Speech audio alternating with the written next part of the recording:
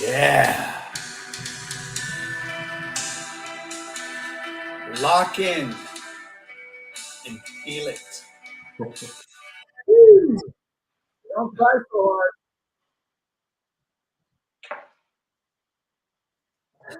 Nope.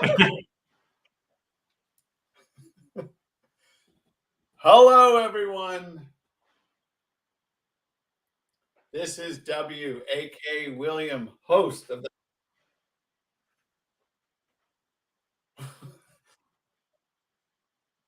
You have to turn off one of your screen. You have to mute. We're muted. Oh, that's good.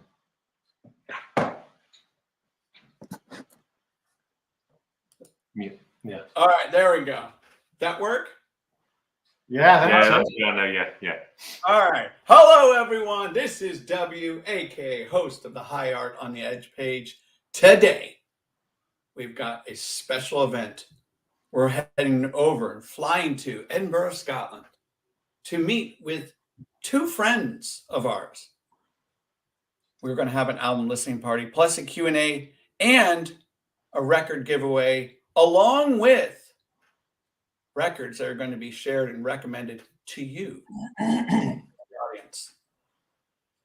In today's discussion, we're going to examine a brand new album by Sunshine's Cold, Echoes of a Former Life.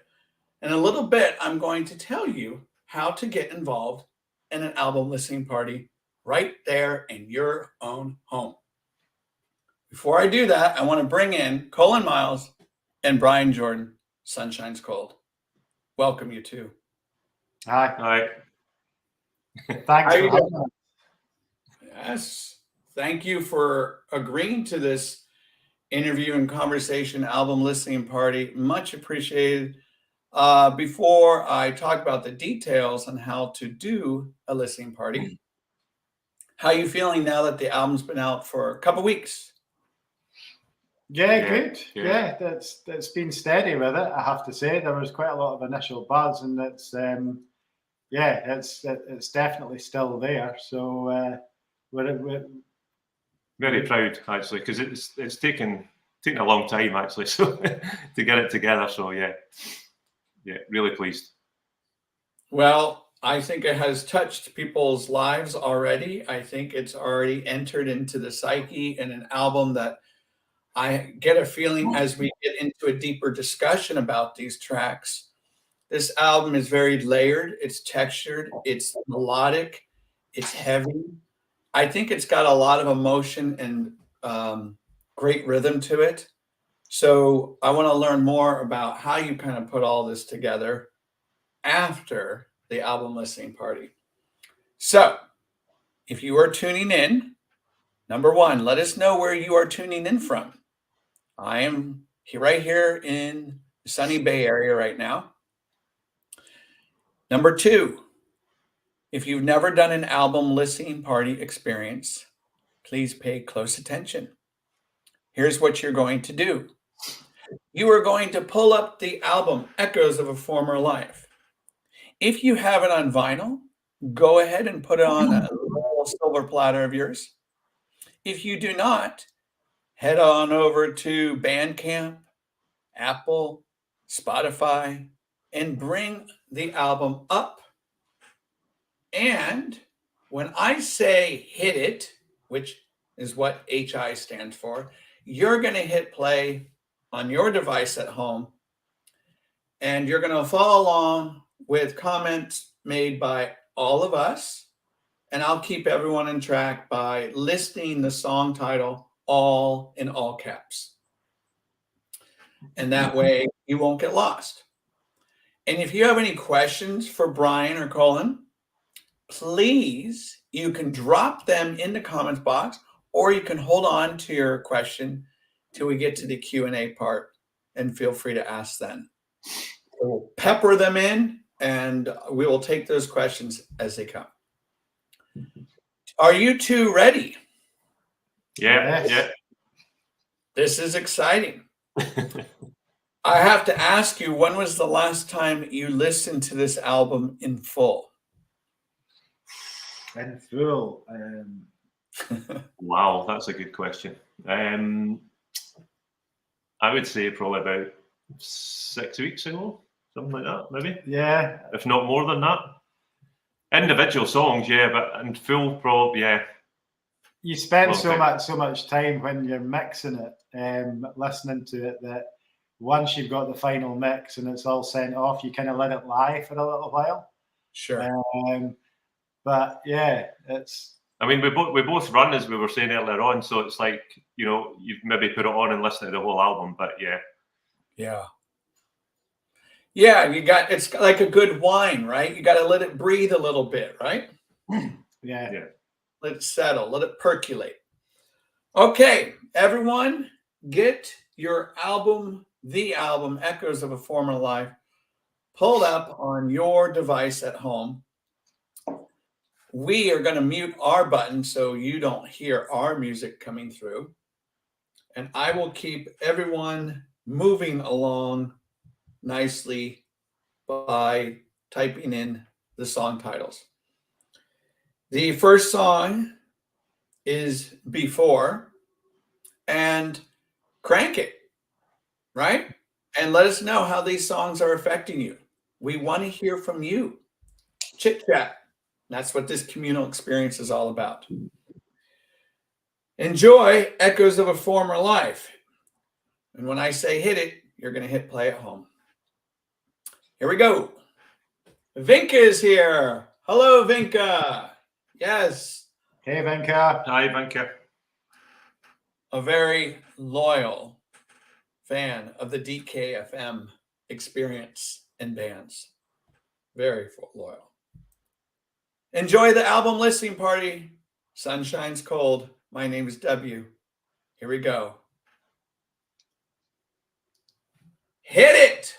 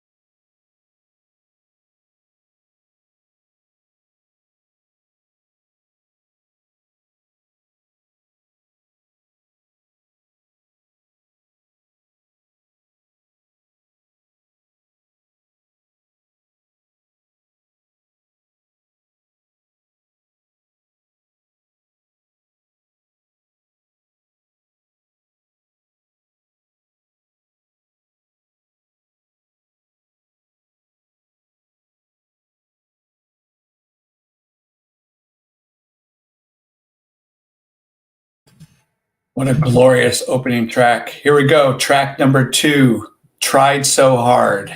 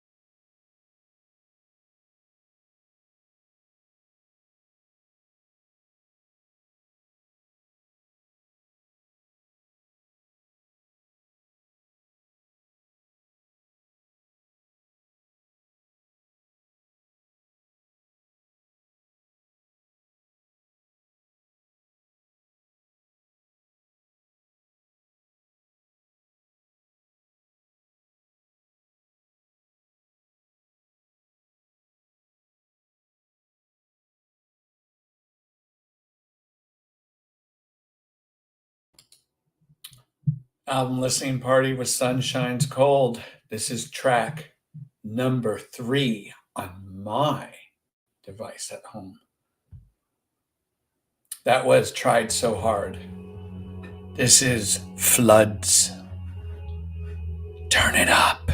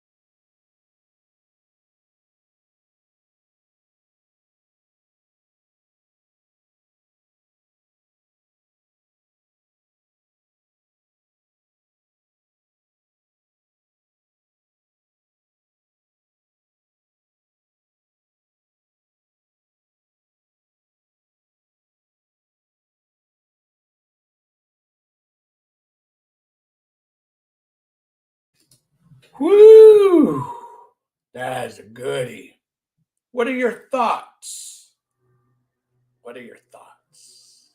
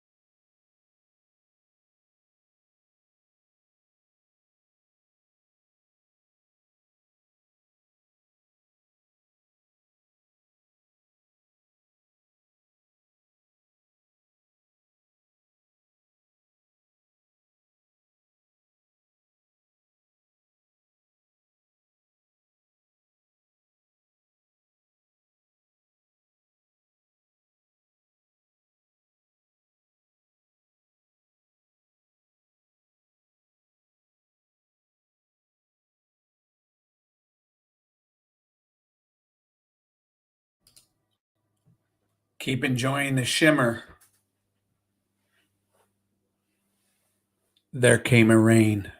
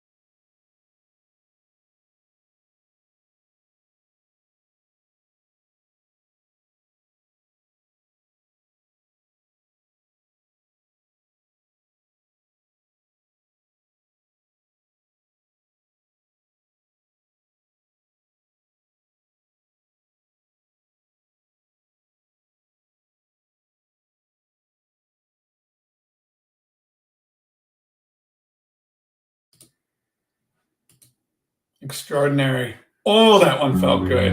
Yes! Falling.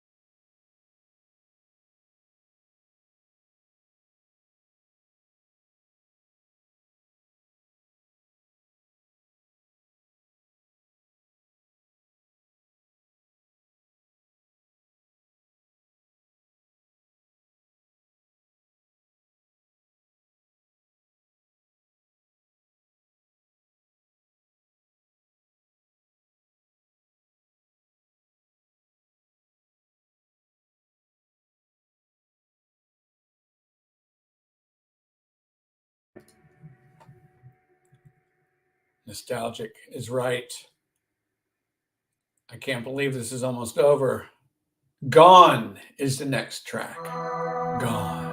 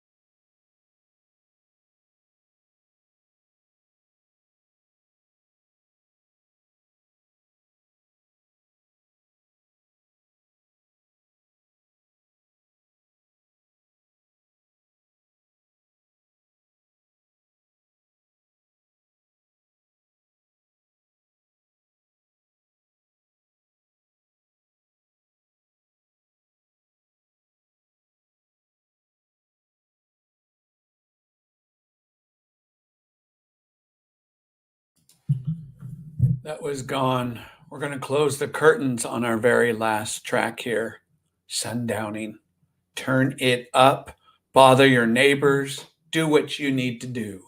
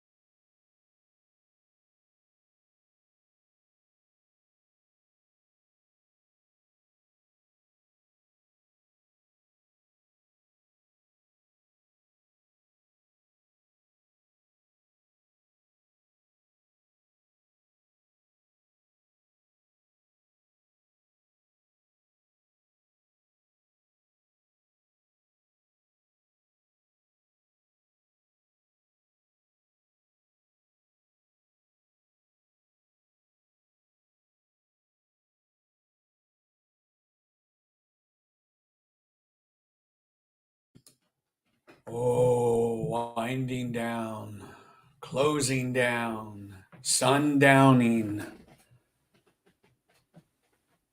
Just about over. There it is.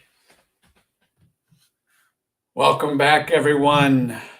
At least by my knowledge, the album is over. The curtains have taken shut. What a great aural experience that was. My name is W, host of the High Art on the Edge page. I'm here with Sunshine's Cold, Brian, and Colin. And I have to ask you two this question. If you can unmute.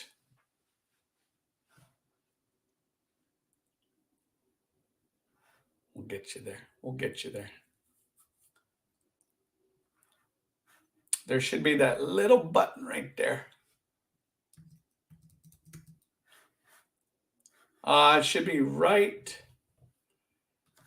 on your little box and have a little microphone. There we go. You did Yeah. it. We're back. And before we launch into a deep dive on the making of this album, how did that feel? Good. Very good. Yeah. Did you overlook all the mistakes? Because I didn't hear many. No, there are. Yeah. There are a couple, but you're not supposed to notice them. Particularly vocals. I was very, very tuned in on my vocals. So yeah. Are you two gentlemen hard on yourselves when it comes to making music? Are you perfectionists? We are perfectionists, but we're pretty self-depreciating. We don't really know if what we've done is any good. We like it, so we sort of. But after we'd finished recording, even any track that we finished recording, we sort of look at each other and go, "Do you think that's any good?" So, what about you, Brian? We'll even have that discussion about, if there's just something that doesn't really sit well with us, and then we'll just go back and try to get it right. So Yes. I guess perfection in a way, but obviously to the listener. But yeah, we know we're not perfect. yeah.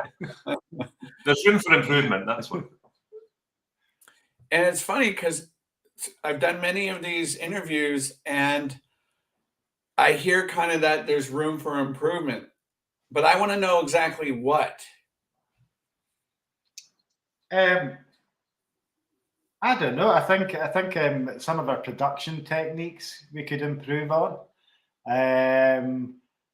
But realistically, in terms of the songwriting and the actual writing of the tunes, I don't think there's a huge amount of improvement there. There are certain technical aspects we would like to improve on, but I don't think our song or composition work needs a huge amount of improvement. We've got enough in the tank to probably do another 3 albums fairly quickly if we had the resource to go off and do it. I think being a guitarist as well, it's like, especially in this kind of genre of music, you're just looking for that. I feel I'm always looking for this sound that I want, and I feel I'm not quite getting there, but He's still looking for the right sound for my bass, but that's another story. But that's part of the fun, right? That's the chasing. Yeah. And that's the exploration. So, Brian, I want to start with you. When did music become a major part of your life, and how did it become important to you?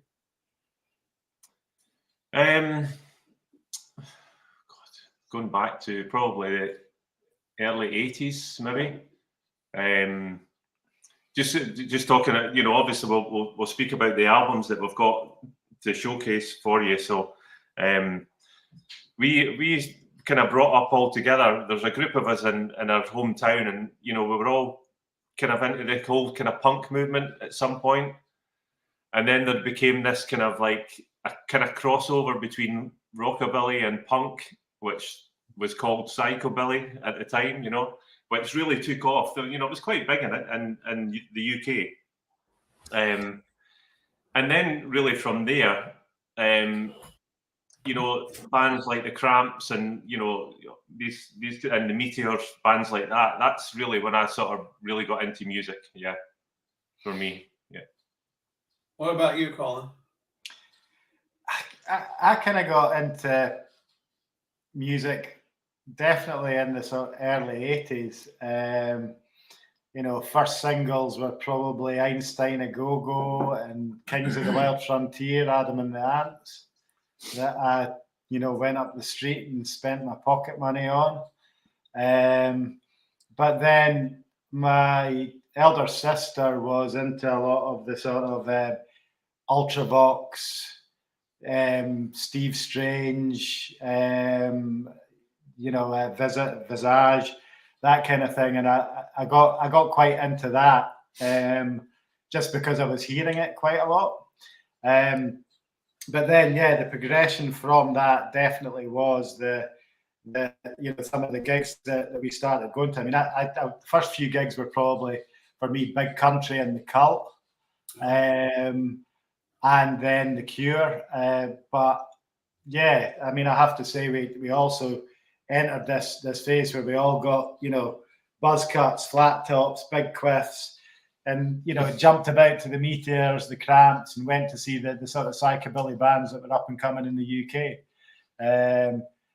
Grew out of that with pretty much when Manchester hit, and then very quickly followed by shoegaze. Brian, did your parents support your love of music? Absolutely, yeah. Just going back to like members of the family. So my sister was into the likes of Depeche Mode and the Cure at that time as well. But one thing that always sticks in my mind as a child, well, maybe as a teenager, maybe waking up on a Sunday morning, you know, maybe a slight hangover at the age of 15 or 16, and my father would have the Carpenters or Simon and Garfunkel on which was just absolutely great to wake up to. Absolutely, yeah. So, but in terms of supporting, yeah, absolutely. Even to this day, my mother would support me. Yeah. You don't always get that in artists.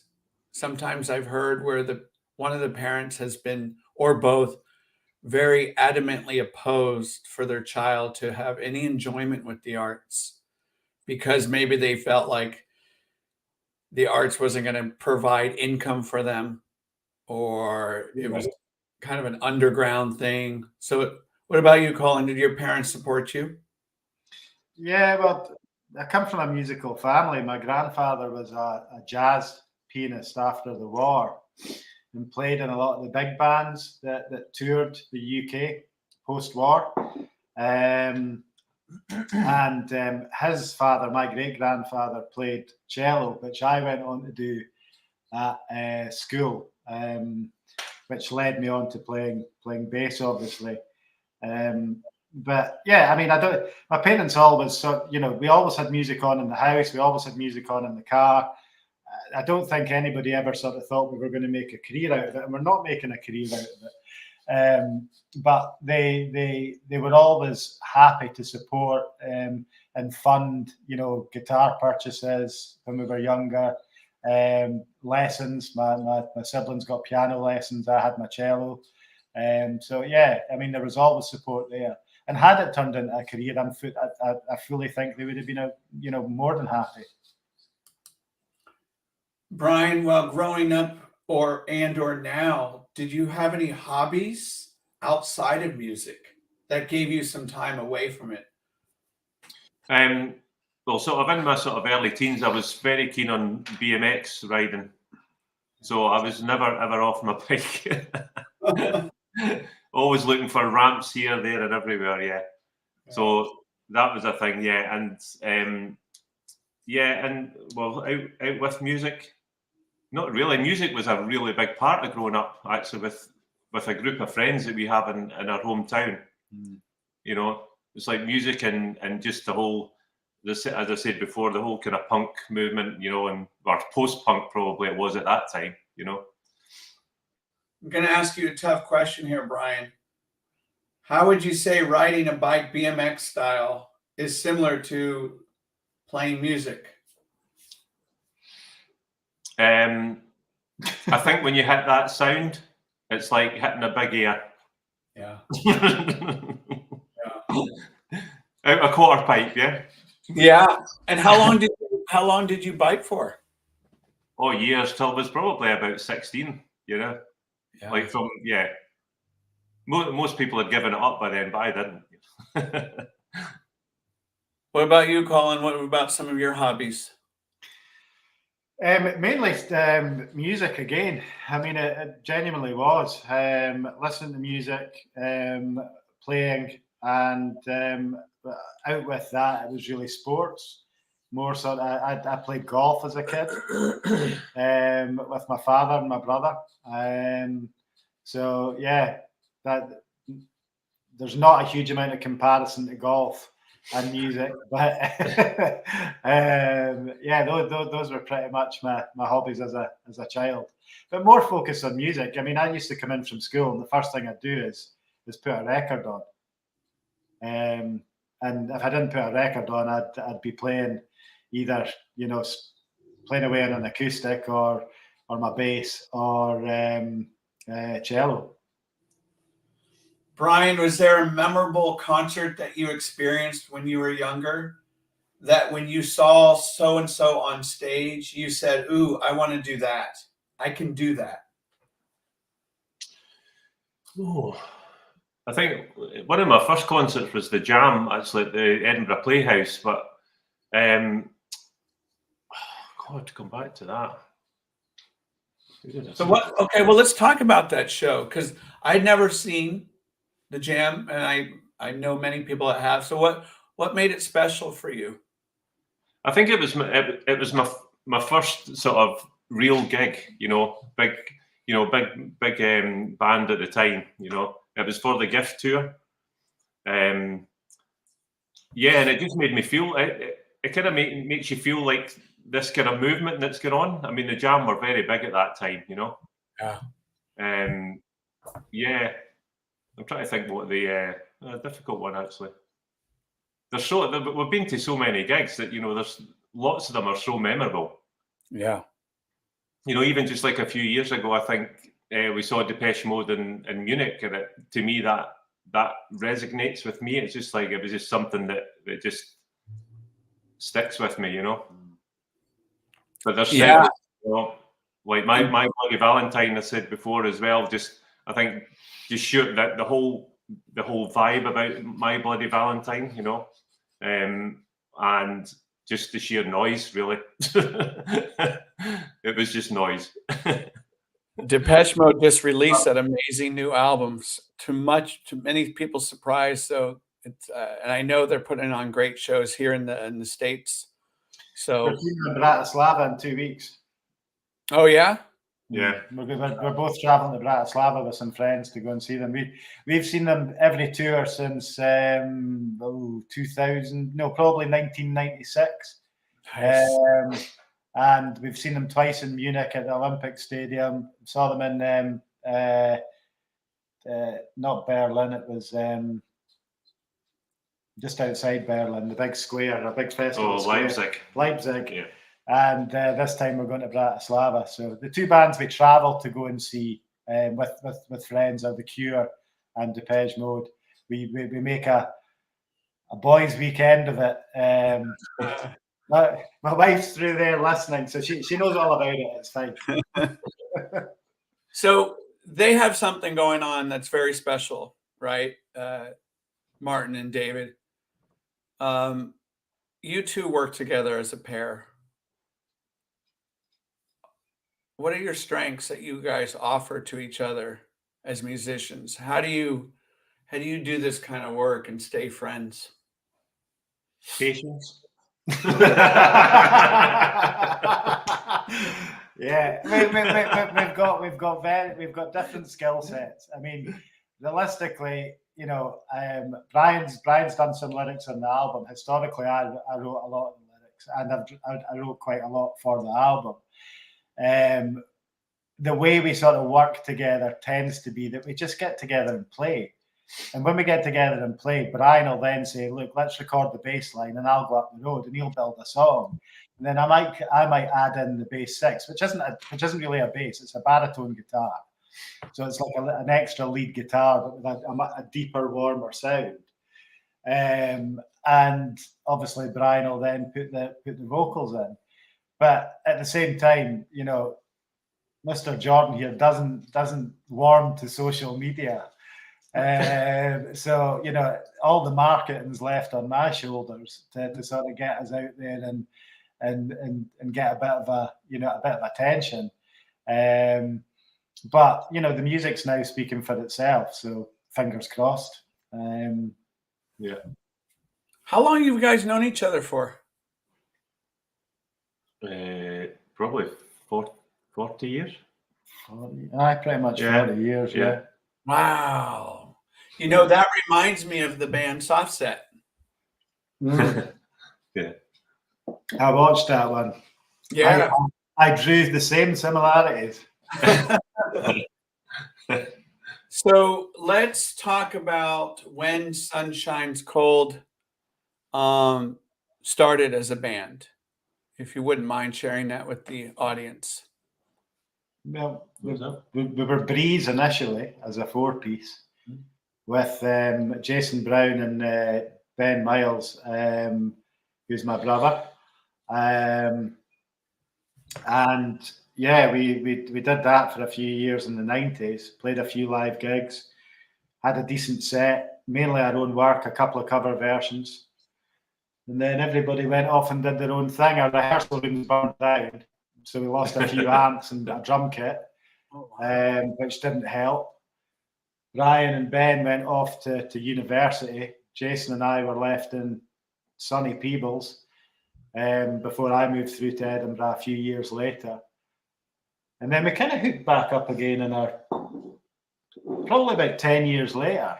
I mean, we were still friends and going to gigs and going out at the weekend. But we hooked up musically about 10 years later and started working on just recording on an 8-track. And just yeah. Uh-oh. Can you hear me? Yeah. Okay, good. So I thought I lost you there. And so with the beginning of Sunshine's Cold, did you kind of have a plan, a vision of what you wanted to create? I don't think we had a plan or a vision. I think it was just putting all our influences into one basket, really. And I think we've got that. You know, there's always, like, you know, we generally talk about this and think, you know, oh, where are we going with this and how do we sound? And it's like, well, it sounds like Sunshine's Cold. You know, if we're writing a new track, it's like sounds like Sunshine's Cold, you know. But yeah, I just think it's just putting all our influences, and you know, the whole kind of a little bit of dark wave, a little bit of, you know, shoegaze, a little bit of post punk. You know, that's kind of what we plan. You know. With this album, well, okay, so let's go actually before that. Let's go to was it 45, one of your first singles?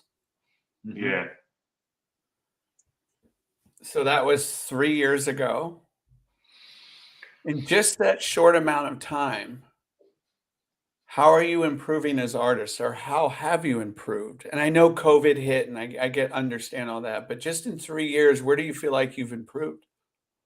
Well, I mean, 45 and Blind are both good tracks in their own right, and would quite happily sit on an album.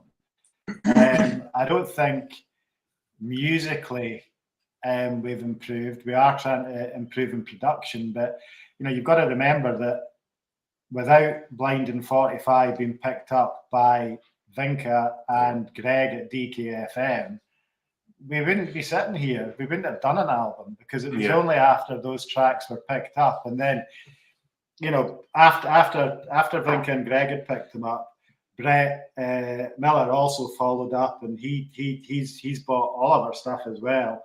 Eardrum Buzz Radio and Big Sonic Heaven have also supported. So, you know, from that side of things, and then you start getting a bit of play in Europe and a bit of play in the UK as well. So with that kind of momentum that came particularly from those two tracks, you know, BBC picked up Blind, which was great as well. And, you know, we then decided to keep recording, and we did a few more EPs, and then obviously kicked off with the album. But in terms of improvement, I mean, the improvement really is going to be in production. I think with some of our post-rock stuff that we've got still locked away. The album is not a particularly post-rock album. It's more sort of shoegazy post-punk with elements of post-rock. But some of the post-rock stuff we've got it's a big sound. It really is a big sound, and we've yet to really sort of, you know, push too hard on that side of our music. I think as well that just like song structure. I mean, you know, you have the sort of song, the theory behind music, and the sort of like the structure of how, you know, it should be a verse, chorus. That to us sometimes, you know, does it need to be like that? You know, so we're kind of looking a little bit more about the structure. Okay, you know, some tracks will fit that sort of mainstream structure, but there's others. You know, it's like, you know, post rock doesn't really have that kind of that sort of mainstream structure. I don't think, you know. Right. It has a structure of its own. I think, you know, you can go anywhere. You can go anywhere with it. Exactly. Yeah. So, but that's one thing we're kind of, certainly for me, when, you know, we're kind of laying down the tracks, it's something that I want to improve in, you know, an area.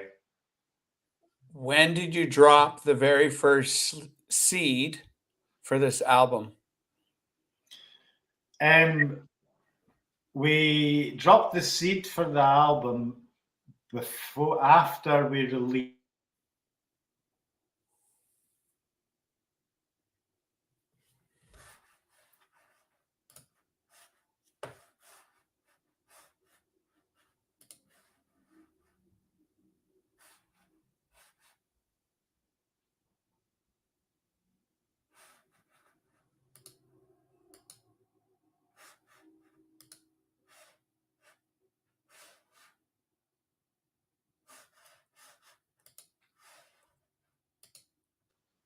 Oh, there we go. I think we're back.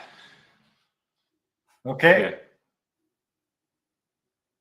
I missed that. Yeah. You dropped the seed. Yeah, I think the internet dropped. Where were we? Well, where did we sort of the seed for the album? Yeah. Yeah, after Autumn Lights, we saw that, and we thought it was only going to take a year, but it obviously was going to take us longer. So we put out a couple of post-rock tracks that we'd been working on, and we're kind of in our locker, which was the Temporal Solace EP, just to sort of keep us going, because we knew the album was going to take a few more months. We were thinking another 3 or 4 months, but it took another year. The album took 2 years when it was supposed to take a year. How did you two get through COVID? I wrote songs. Yeah, it was a good time for that. Yeah. Absolutely. Yeah. We sent tracks back and forward to each other. I mean, Alone was something that, yeah, great tune, but was nearly the end of us because we sent tracks back and forward to each other throughout COVID, to the point where, we were trying, me in particular was trying to be a perfectionist with it. And it probably went back and forward about 60 times. And that wasn't helpful. And you guys don't have to get too personal, because I understand the pandemic affected us in so many different ways. Yeah. But if you want to share, how did it affect you emotionally? Did it wear on you like many other people? Well, I actually work in the health service. Oh, wow. I wouldn't say I was front line with COVID patients, but I was, I was in it. It was extremely scary to go to work. But you just had to, I mean, even up until, perhaps, 6 months, maybe a year ago, working in the health service, there are occasions where we need to go into ITU to do some diagnostic tests as part of my work. And it's still very scary, Yeah. Yeah. Can we talk about the album cover? Yeah. Yeah. Yes. Where was that taken? So this is it's a derelict tunnel. It's an old railway tunnel, yeah. And when we were young, we used to spend quite a lot of time there. Drinking. And yeah, doing Yeah. things we probably shouldn't have been doing. Yeah. Yeah. So Getting loaded. yeah, and it, obviously the echoes of her former life. It was like, well, you said it. It was the photo. The cover picture was more to do with our sort of not our childhood, but us growing up. As teenagers and into sort of 20s and stuff. Yeah. Yeah, it's half a mile long. The tunnel. That's obviously one part of it. The one entrance. Yeah, you can still walk through it. And bizarrely, there's a trail run which incorporates the tunnel, and they light it up. And Brian and I have done the trail run a couple of times with our friend Isaac, who's watching in, I think. Yeah, but mainly that tunnel is used by kids who are basically drinking and getting up to no good, if the truth be told. It's a beautiful, stunning cover. And I think, in my observation, Photo was taken by Vic, my wife. oh yeah, Yeah, I have to say that, or life's not worth living. But yeah, she took the photo, and yeah, it is. It's a great photograph. I understand. This is probably my third, fourth, maybe fifth interview with artists that have worked with a gentleman by the name of Simon Scott. So could you two share with us who Simon Scott is and how did he support you and provide assistance? Well, Colin done most. I'll leave that to you, Colin. You've done most of it. Simon Scott is obviously the drummer with Slowdive, who has SBS mastering and masters many bands, a lot within the shoegaze scene.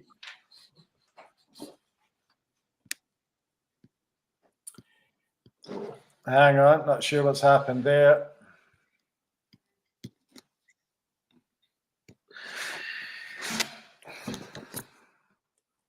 While Colin is fixing whatever he needs to fix, Sorry,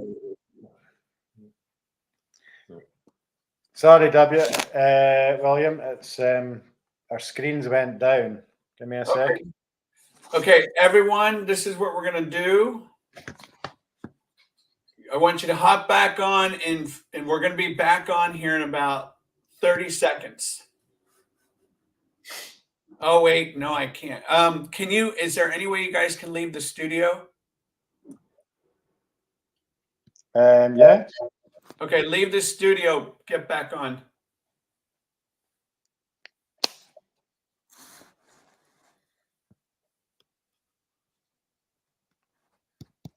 Okay. I can see you guys clearly.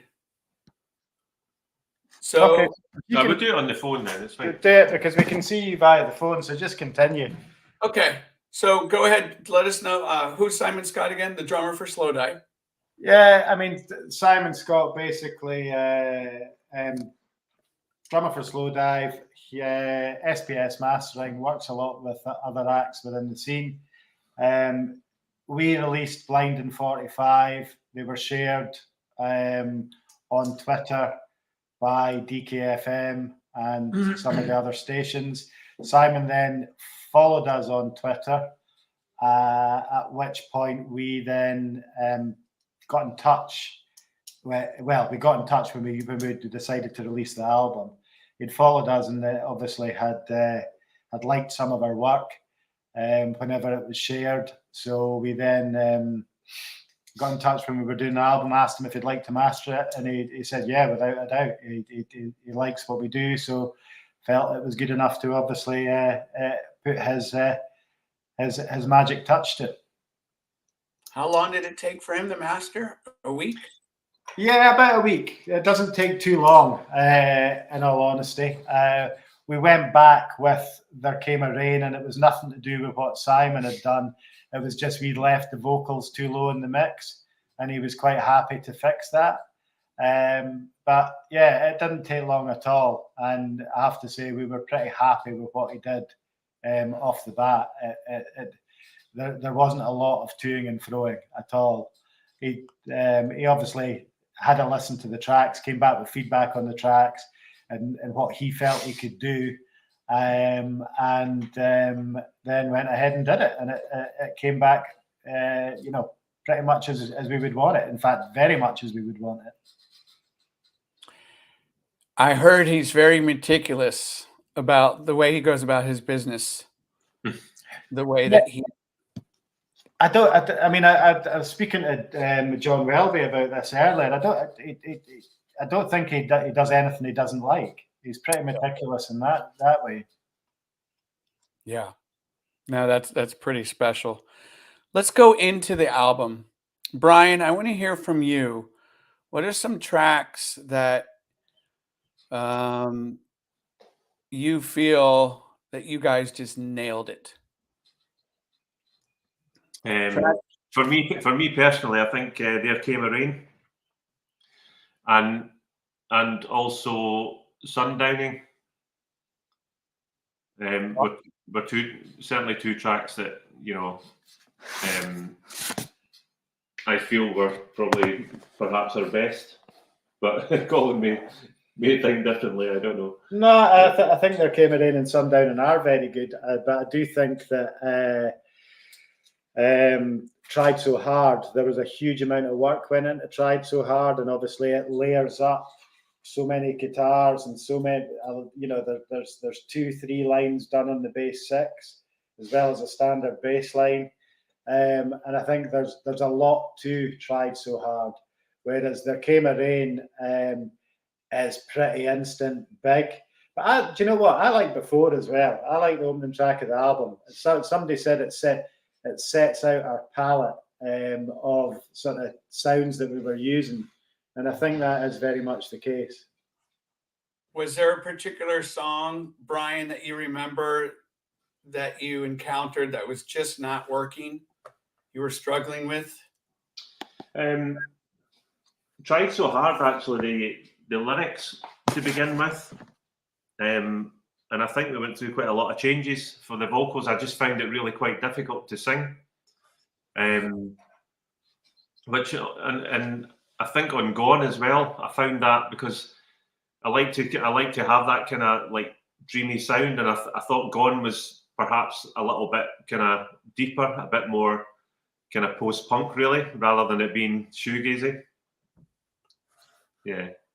What about you, Colin? Yeah, I like Gone. I mean, Gone's one of these tracks that there's quite a lot went on behind the scenes in Gone. Gone was it was an instrumental that we'd done a bit of work on, probably kicked off from a bass line, which I called a goth mess about. I think was the polite way that we would that I described it. But yeah, it was. As an instrumental, I was driving up one night to Brian's, and I sort of started singing along to it, and that's how the lyrics came about. And it is quite sort of Banshees influenced in a sense. But also when we were mixing it with Neil said, "Oh, that intro sounds like a completely different track. Why are you doing that?" And I said, "Because it sets the tone for the rest of it to kick in." Because after that intro, the bass comes in like a bolt of lightning. So at the end of the day, I think the intro really works, and the track is a good track. So yeah, Gone is good and Tried So Hard for me as well. Can you tell us who Neil Landstrom is? Neil Landstrom's a friend of ours. He was a very good friend of my brother's, and grew up with us in Peebles. He is very successful in experimental electronic music, mainly sort of Detroit style techno, and sort of German type techno. So it's quite an underground scene, but he's got 13, 14 albums out. So he's very established, and he also gigs across Europe and America most of the year. But I mean, he's been hugely helpful with us because obviously he's helped us mix. We've done some work in his studio. We've done a track with him alone. Remix was done with Neil in his studio, and we're looking at doing some work with him in the studio again within the next 6 months. I was speaking to Neil this week, and we're looking at going into the studio with him potentially in August. I think I was yet to tell you that, Brian. Yeah, that's a new one to me. It was only yesterday I spoke to him. Oh, there's tension after the first album. that difficult second album. Brian, patience. Yeah, absolutely. Yeah. So, Brian, I got to ask you this question. On this album, Echoes of a Former Life, what is it that you love about it? I think it's again. I think I've said this before, but it's just bringing all our influences together and kind of making it our own. You know, making it our own sound. You know, and it's very sort of privileged for that to happen and sort of get it onto vinyl. You know, it's very, very grateful for all the support that's out there. Absolutely. Massive. What about you, Colin? What do you love about this album? I think we got the running order absolutely spot on. Yes. Which, we knew we had to try and make the sides fairly even in terms of timing, and we knew that before was the first track, and we knew because your sound, your sonics are always better on the first cut, the first grooves of the vinyl. So we knew that There Came a Rain was going to be the first track on on side 2, because we wanted it to have a really strong sound. The album tends to, sound quality wise, not that many people would notice, but as you get towards the center, the sound quality does tend to weaken ever so slightly. So we knew that There Came a Rain had to be track 1 on side 2 to give it that, that best quality of sound. So yeah, and I think the running order tells the story in the way that we would want it told. The lyrics. Do you guys like doing lyrics? Does that come naturally for you? Well, that's for me. I write quite a lot of lyrics. I don't have a problem writing lyrics, and I wouldn't say the lyrics in this album are overly complicated, to tell you the truth. I think as well that we do write some post-rock tracks that don't generally have lyrics, which kind of suited me because I'm the one that has to sing.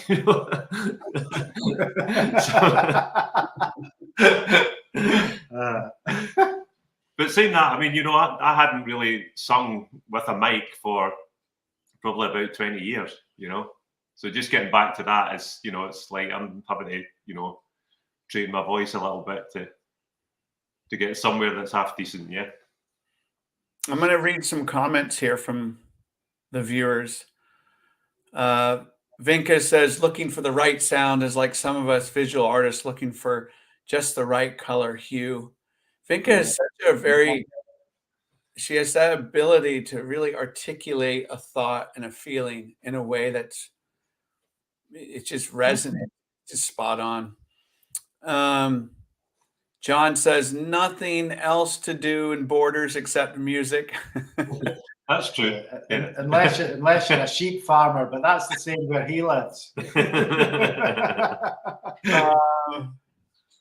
Let's see here. Vinka says, cool Detroit techno. I'm familiar with a smidgen of it. With this album, what confidence does it give you moving into the next one? Lots, actually, lots of confidence. I think before it was, you know, we would write a track, and then it's just like having that initial sort of recognition from Blind. With, for instance, when Vinca picked it up, you know, it's like, you know, hearing that and getting that support, it certainly does give you that confidence. And to get this far, to get it onto vinyl and out there, it's, you know, it's just kind of, it's like a springboard. We're just like quite keen to get the next one out, really, you know, and start writing again, you know. Yeah. Colin, what about you? Yeah, definitely given us more confidence. I mean, obviously the sort of initial buzz behind the first couple of singles and then the further EPs got us into the position where we knew we wanted to do an album.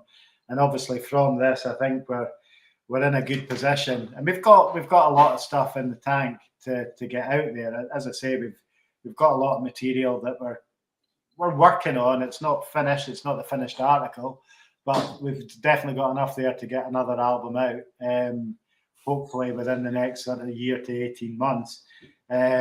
Obviously, we're now part of 1991 recordings with John Welby, Last Tourist, and 93 Million Miles from the Sun, Nick Noble. So, you know, they've looked at what we're doing and they like it and want us part of the fold. So that just adds strength to what we do, because obviously if we are going to get out there live, we would do it with them. And we are looking at doing an event in Birmingham later on in the year. Not sure if we'll be ready for it, but we're going to try. And if that does happen, we'll then sort of roll on and push forward and do more of that kind of thing. But also the strength of having a group of bands together like that allows you to go to some of the sort of stations in the UK and hopefully get, because the UK market, you know, it's quite difficult to get established in.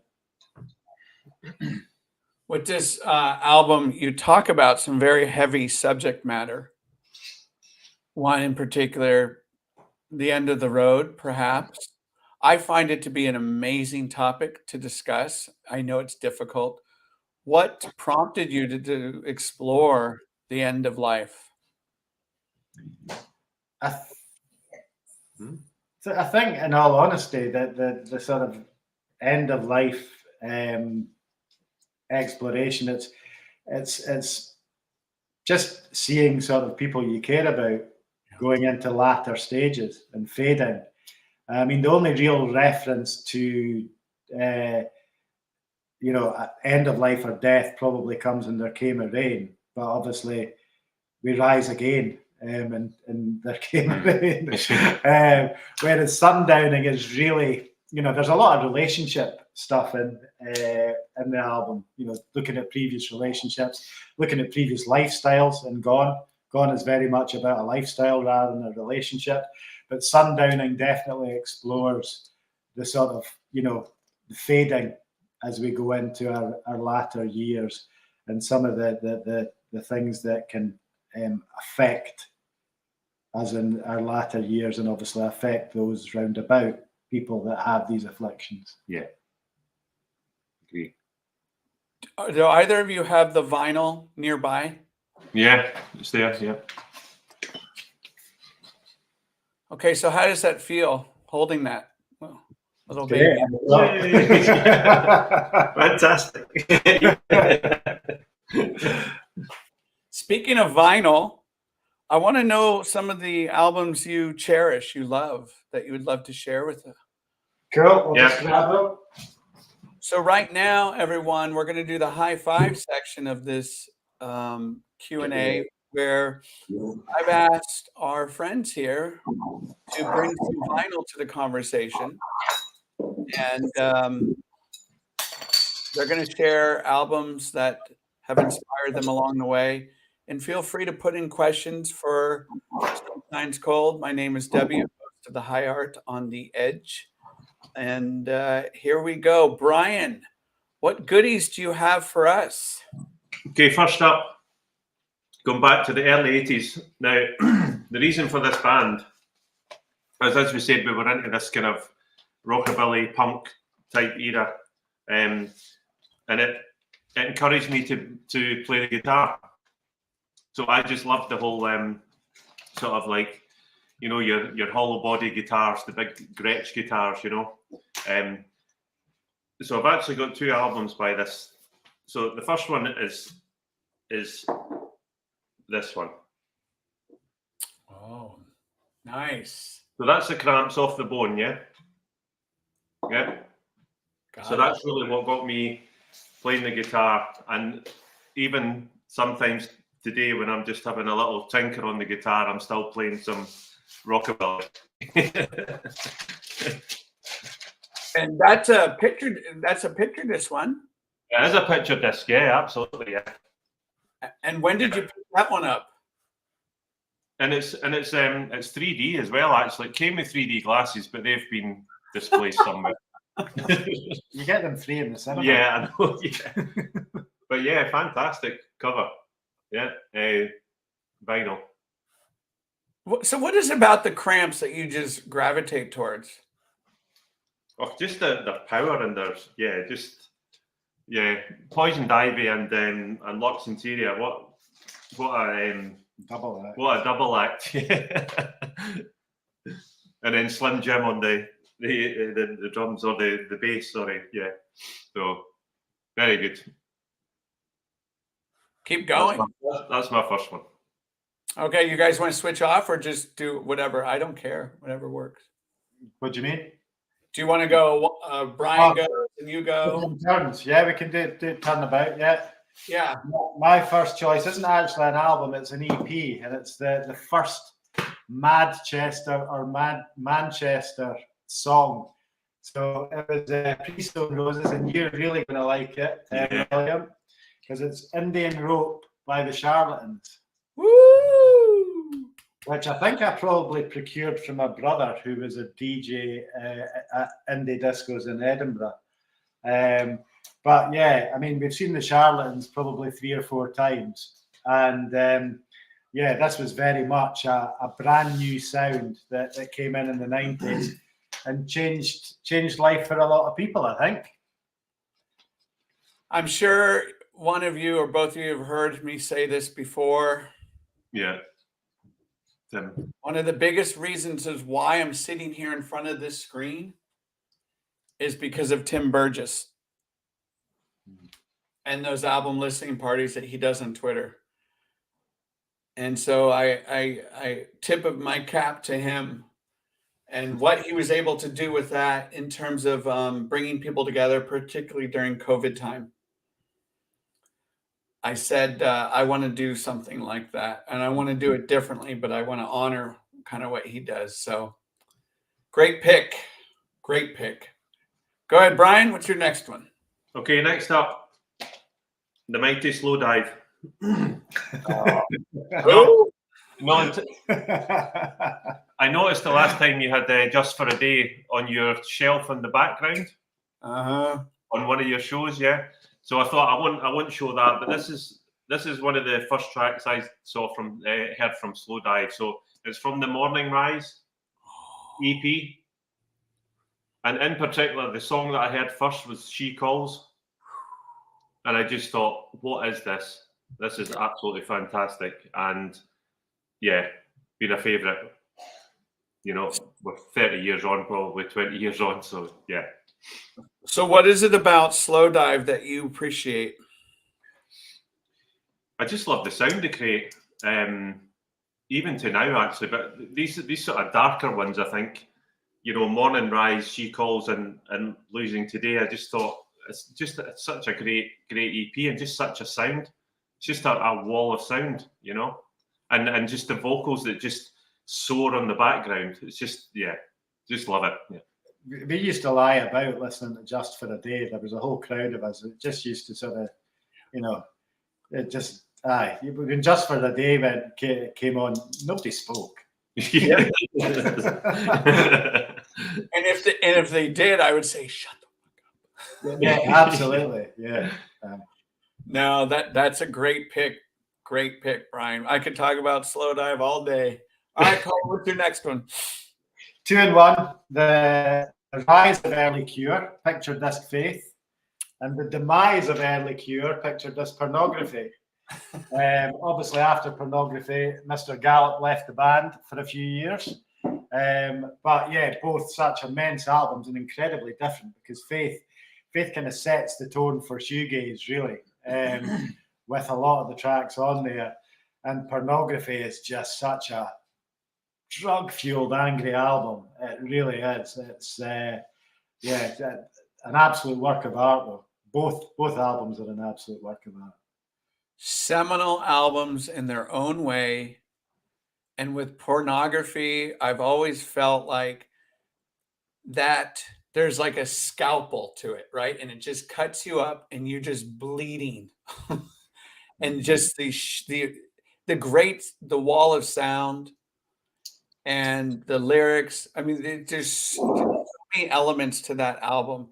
And then I love how the Cure just build, and then we get to the mountaintop, right? What many people consider their finest, Disintegration. That's always up for debate. But yeah, great pick. And I feel like Faith.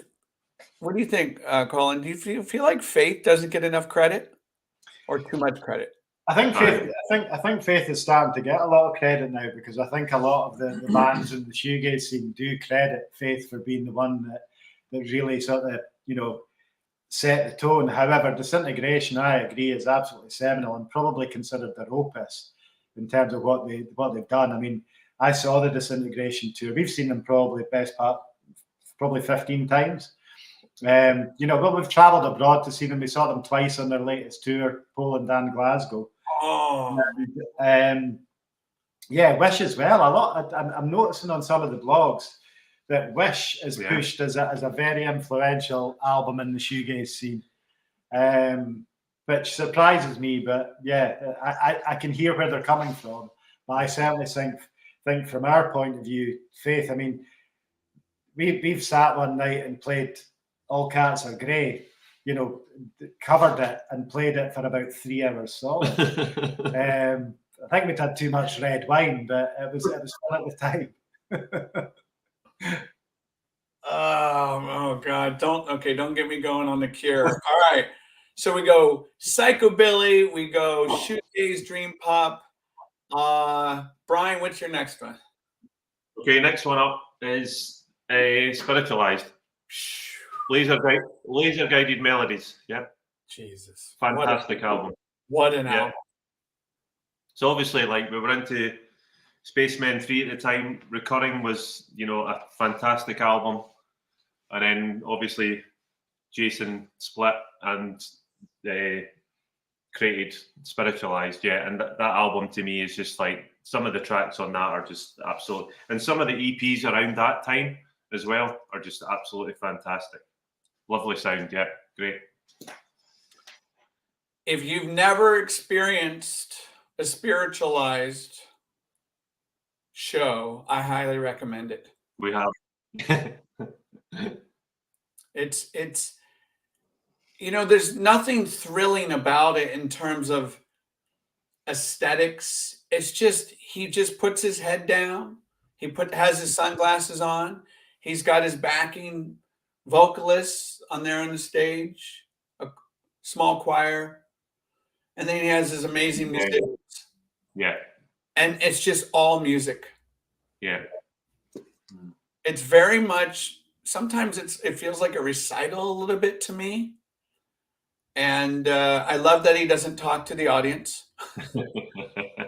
But that is one amazing album. I'm glad you brought that one up. And if Moon Cowboy is watching, Ricardo Fiel, he would agree with you. He's a big Spiritualized fan. Okay. Colin, what's your next one? Similar vein. As Spiritualized, ladies and gentlemen, we're floating in space. And there it is. I have to say that this is the one piece of vinyl where the CD was actually cooler, because the CD was the pill box. Yeah. So it's lovely. I mean, it's beautiful blue vinyl. It's a really, lovely bit of work. But no, the album itself, we've seen this performed live, and I think it was our orchestra, accompanied by an orchestra, and it's just so good. Yeah. I mean, you know, tracks like obviously the opening track, Ladies and Gentlemen, and Broken Heart are just so moving. Broken Heart is such a beautiful track. If you can find this, you will love it. You might already have it. This is the radio. This is the radio sessions, volume 1. And Mark Radcliffe interviewed him or the band, and then they do these amazing versions of Medication, Let It Flow, Electric Mainline. Yeah. Walking with Jesus. But the real blue ribbon track here is Step Into the Breeze. It's, the quality isn't high quality. I mean, it's pretty darn good. But if you can find this, it's really good. Yeah. Keep it going. Let's go. Right. I thought it was almost done, but I'm going to go back to probably the early 90s and just an EP as well that, you know, following from Nowhere, Ride Nowhere is Unfamiliar. Which I just thought as an EP, every track is outstanding, in my opinion. Particularly Senin. Yes. It's just such a lovely sound, and the guitars are just awesome, brilliant. So that's following Nowhere as well. So yeah, which was a great album. Yeah. Brian, did you get into when they released Smile? Yeah. Yeah, and they're just, I feel like they're doing some really good work right now too. Yeah. Oh no, they are. The new stuff's great. Yeah. So similarly to Slow Dive, you know, they've what they're creating now is as good, if not better, than what they were doing initially. And what Mark Gardner's doing, mastering other people's work. Yeah. Mark and Simon. Yeah, good stuff. All right. What about you, Colin? Well, I was going to go Ride Nowhere, but Brian's already went there. So I'm going to go for probably the best difficult second album. That. Oh, really? Yeah, bit of a curveball there. Obviously, Turn on the Bright Lights is absolutely superb. But I always thought in terms of second albums, but everybody goes, oh, you know, there's a difficult second album. They're so hard to make. This is just mind-blowing. I mean, the opening track, Next Exit, just absolutely stunning. So, yeah, and obviously live as well. You've got, you know, the likes of Not Even Jail, you know, Slow Hands, which are live staples if you go and see Interpol. So, yeah, it's an album that I thoroughly enjoy. And my son bought me it as well. And both my sons are coming with me to see Interpol on the night that we fly back in from Bratislava seeing Depeche Mode. So proud dad moment that both my kids are my sons, obviously my daughter's too young, but both my boys are coming to see Interpol. You are a good father. And they better appreciate and respect that. Okay, so I've got to put you on the spot here. Can we just say we do have one album between us that we need to share? So, but hold on. So, we'll get to that in a sec. So, okay. True or false? Interpol has made another great album since those first two albums. Yeah, I like Our Love to Admire, and I like El Pinta. Okay. False for me. No. Turn on the Bright Lights. Very good. Vinka says, was that Last Taurus? Yes, let's talk about it. It was, yeah. Do you want to hold that up? Yeah. Last Taurus. We both picked this one. All right. We both bought it. It's a great album, and not just because John's been supportive. It's just, yeah, superb. I mean, Black Raven initially kind kind of hit me as being, oh wow, there's somebody that sounded a bit like the Jesus and Mary chain, and that was long before I ever spoke to John. And then obviously you've got the Riding Seas as the opening track. Lust is a favourite for me. Yeah, Tremendous. Lust and Lemon Twist, superb tracks. So yeah, it's a great album and it's getting a lot of play at the moment, I have to say. I know that the likes of Brian and John, who I think are tuned in as well, and Vinca, all have a lot of love for Last Tourist and what they're doing at the moment. And I have to say that we agree entirely. They're blending that sort of post-punk and shoegaze very, very well indeed. Yeah, that album is pretty damn special. I actually see that album as well. I'm seeing influences from a couple of tracks that sound a little bit like spiritualized as well. I don't know if they realise that, but I certainly get that feel as well. So yeah, great album. What a compliment. John's a massive Interpol fan, so there are elements of Interpol in there as well. And I know that yeah, he likes some of their newer stuff too. So I'm not alone in thinking that their later albums are okay. But before we do the album giveaway, Mm-hmm. what's next for Sunshine's Cold? So I think we'll just continue to write and make some tunes. As Colin was saying, I've already got some in the that might be in the archive at the moment, but we just want to bring them forward again and just start working on them and see what we can create. Yeah, we're also working on the live set. So those are the two sort of main drivers at the moment. Working on what we're going to try and do live, and obviously getting some more stuff out. I mean, but there's a track we're going to be working on probably tomorrow afternoon, which is sounding really good, and it's kind of one of 5 that we've got earmarked for the next release, and we've got another 2 or 3 that we're kind of thinking about. As I say, we've also got 3 or 4 post-rock tracks that we could finish off and get the production right and put out a post-rock EP in the next sort of 2 or 3 months if we really wanted to. But if we did that, it probably wouldn't go out on vinyl. Whereas if we're going to do another album, we would like to do another vinyl release. Fabulous. If any of you have a question for Colin and Brian, go ahead, put it in the chat box. So what's this giveaway? What's this all about? Whoa. We've got the album itself and a test pressing. So, if there's enough people tuned in, we can give both away separately. So we can work out how we do that. But basically, I'm sure there is. So yeah, the test pressing is obviously just a white label.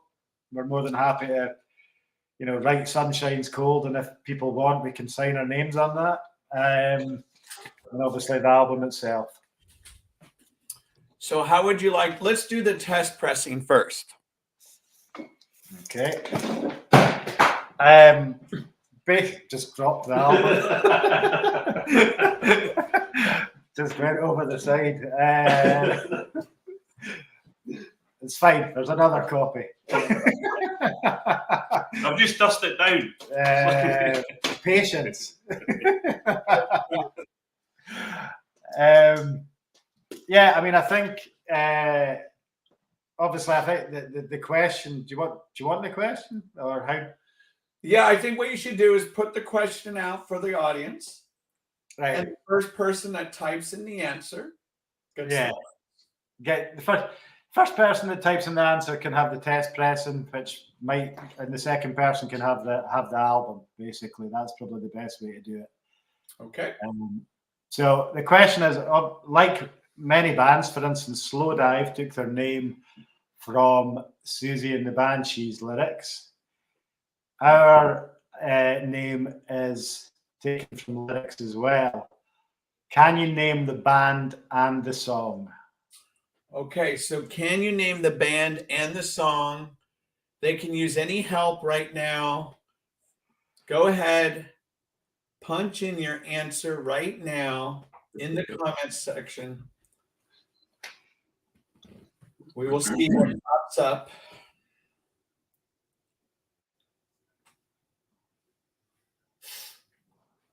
They're working hard right now. Google's just crashed. Okay, we still have artificial intelligence somewhere. We're good. Waiting for Brian. Vinka. Vinka says, I know the band, but not the track. Okay, if nobody gets it, obviously, if nobody gets the track, first person to name the band gets the test. If nobody gets it. Alright. So I guess you could punch in that answer.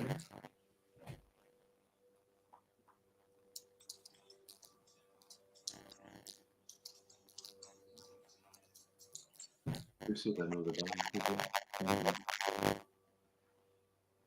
So Vinka, if you know the band, The Cure. Wait. Yes. So on my screen, I have I know the band, but not the track. And then right after that, Mark says The Cure to Wish Impossible Things.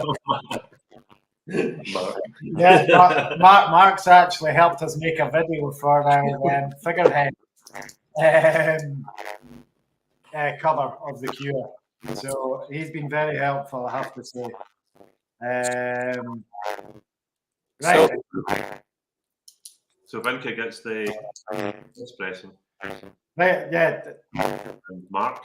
Yeah, Vinka can have the espresso Mark's album. Yep. Well done.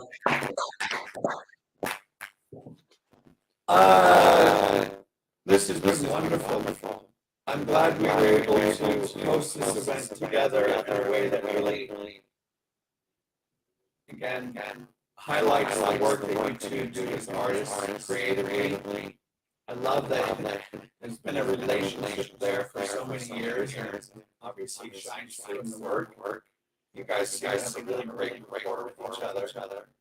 And I love that you continue to go see shows with each other. Feedback. The sound quality is gone? Can you hear me? Yes. Yeah, but it's very muffled. How about now? No. Hold on a sec.